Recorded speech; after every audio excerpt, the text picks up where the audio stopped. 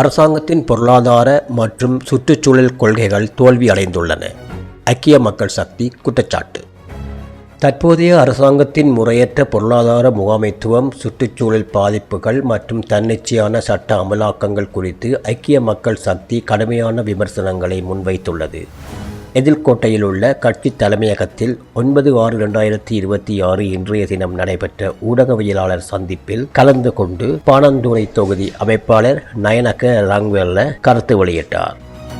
உலக சுற்றுச்சூழல் தினத்தை முன்னிட்டு ஜனாதிபதி அருணகுமார திசாநாயக்கவினால் 86 பகுதிகள் காப்பகங்களாக வர்த்தமானி மூலம் பிரகடனப்படுத்தப்பட்டுள்ளதாக கூறப்பட்ட அறிவிப்பு உண்மைக்கு புறம்பானது என்று குறிப்பிட்டார்.